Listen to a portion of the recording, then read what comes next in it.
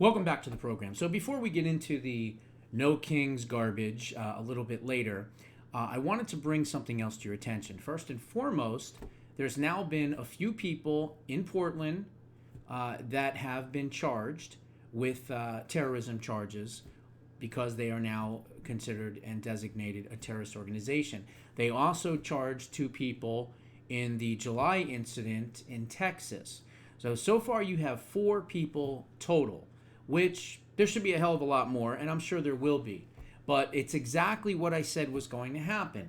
These kids think they're dealing with misdemeanors. They think that they're going to get a slap on the wrist and they're going to be let out of jail. Not going to happen.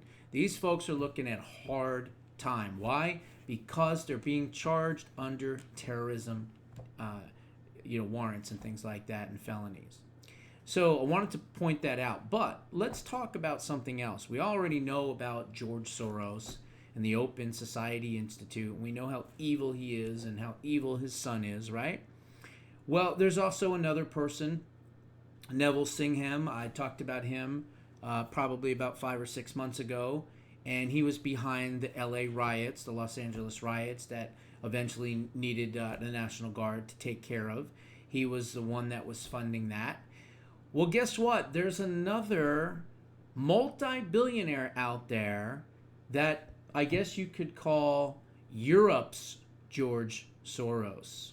So let's bring attention to this individual. So there's this foreign billionaire that has funneled $513 million. That's even more than Soros, okay? To these radical Antifa groups, all under the guise of climate change. See, that's what the left does. They find something that seems innocent. And then what do? They take it and they exacerbate it and they blow it all up. And then they use that as, well, it's just about climate change. Meanwhile, they're funneling all this crazy money to all of these different other organizations. Keep this person's name in your mind. British hedge fund billionaire Christopher Hohn, Hohn, has become one of the most dangerous foreign actors shaping America's climate debate. Once hailed as a prolific contributor to environmental causes, Hohn has now poured staggering sums of money into organizations that push not moderate reforms, but rather radical anti-American agendas. His personal fortune and his nonprofit, the Children's Investment Fund Foundation. See, it sounds nice. This is what these communists do. Oh, it's just for the children. It sounds nice, right? Sounds like it'd be a normal organization. Problem is, they do that on purpose, and it's behind the scenes what matters. So then it says, this SIF organization has bankrolled groups like Extinction Rebellion. These are these wackos that feel like there's so many people on God's green earth that people need to be killed, okay? And they talk about not, having more children and all this other stuff. They are a dangerous eco-terrorist organization and group. The global network is best known for shutting down highways, gluing themselves to airplanes, and calling for open rebellion against the United States government. In 2019, Extinction Rebellion's American branch staged a series of disruptive protests in Washington, D.C., seizing control of intersections around the Capitol, and dozens were arrested. Their state mission is nothing less than forcing, quote, rebellion against what they call the government's criminal inaction on climate change. Hohn's money is behind all of it. Personally, he donated at least $65,000 to this and then funneled nearly another $200,000 more to this children's fund, this SIF fund. Those are only small parts of a much larger picture. In 2018, SIF pumped $7 million into the Center for Climate Integrity. Again, another Washington-based, left-leaning, Antifa-supporting organization that encourages cities to sue American energy companies as well. That same year, Hone supported groups dedicated to climate litigation, weaponizing the legal system to cripple industries that employ millions of Americans and to fuel our economy.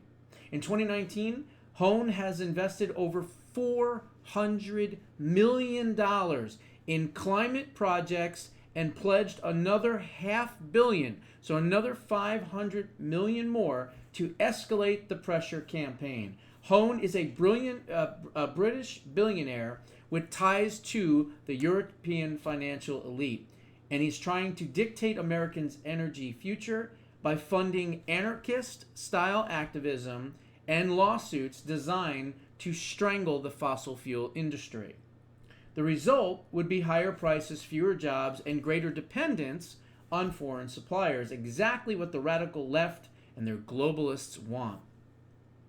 The hypocrisy is absolutely staggering. While Hone bankrolls activists to chain themselves to airplanes, his hedge fund maintains massive stakes in Airbus, in Heathrow Airport, and even in coal industries and companies in India, one of the world's largest coal producers. So on one hand, he's trying to destroy American energy, and he's supporting all these people that are these radical eco-terrorists out there that are tied to Antifa and others.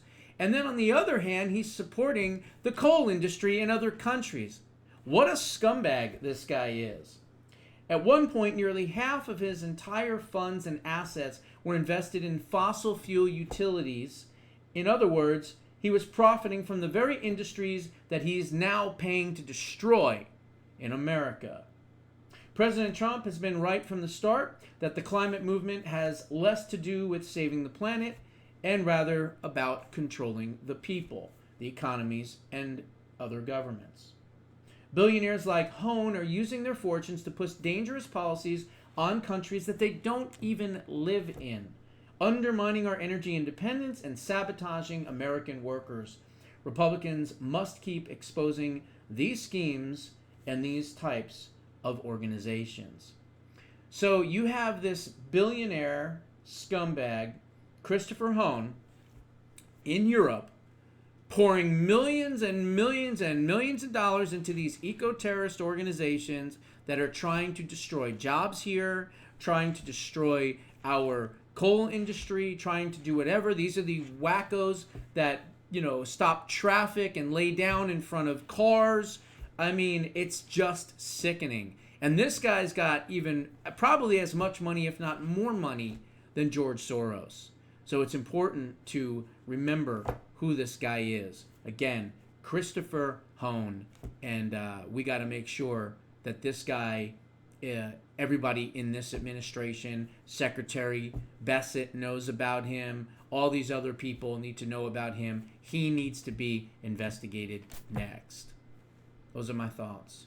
What are yours? Put them down in the comments below. We'll see you in the next one.